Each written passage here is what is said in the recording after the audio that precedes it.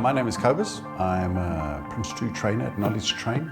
I've been teaching PRINCE2 for a number of years now at the Knowledge Train offices in London and at various locations around the world.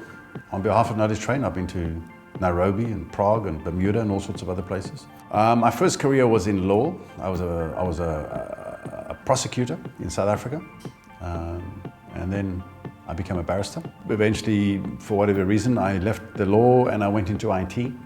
Worked for a network support company down in Cape Town. Learned how to build computers, servers and things, make networks, and eventually got involved with training. They said to me, do I want to be a trainer? And I said, okay, what does that mean? And they said, well, instead of doing it, you tell people how to do it. So I got involved with technical IT training. All the while we were doing projects, IT projects. And at some point, I got a job in London doing the same thing.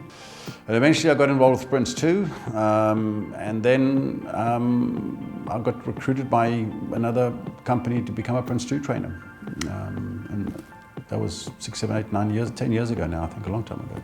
I've trained thousands of people successfully on PRINCE2, probably more than anybody else in the world.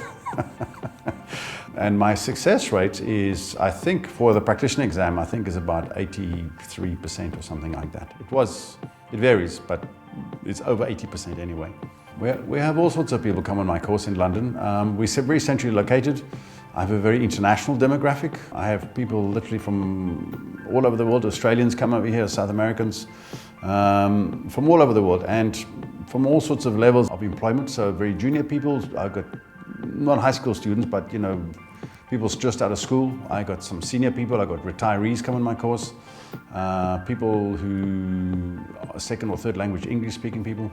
I got PhDs who come on my course. A wide range of people. The diverse demographic of my delegates helps right from the beginning because it puts everybody at ease in the sense that they all realize this is not just about them and their little industry. This is actually a broad-based thing. This is global. There are people here from all over the world, all walks of life, all age groups. So nobody feels as if it's just about them and in their little world.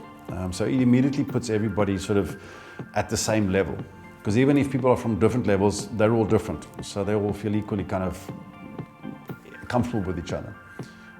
It's not just one industry where there's sort of senior people and junior people. It's kind of people from all over the place. It also, the fact that there are people with different languages, it also means that I can try and compensate for people's different languages, because English is my second language. So having people from different parts of the world with different language skills also makes it easier for everybody, because it's not just one person who doesn't speak English as their first language. So usually at least half the class is non-English speaking. My style of training is very much based on connecting with all of the students. I make sure that I engage directly with everybody. I try and understand who they are. When we start the course on the Monday morning, I ask them who they are and where they're from and what they do. I can quite often relate to a lot of them because I have quite a wide sort of range of experience in my life. So a lot of technical IT people I can relate to, professional people I can relate to, foreign people I can relate to. So my own background makes a big difference, I think, in my training. And my style of training is also to be quite engaging with people by asking questions and answers the whole time.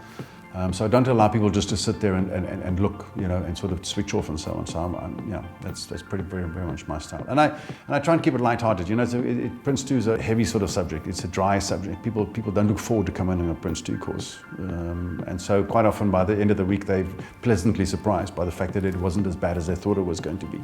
And that I attribute to the fact that I try to make sure that it's not as bad as they thought it was going to be.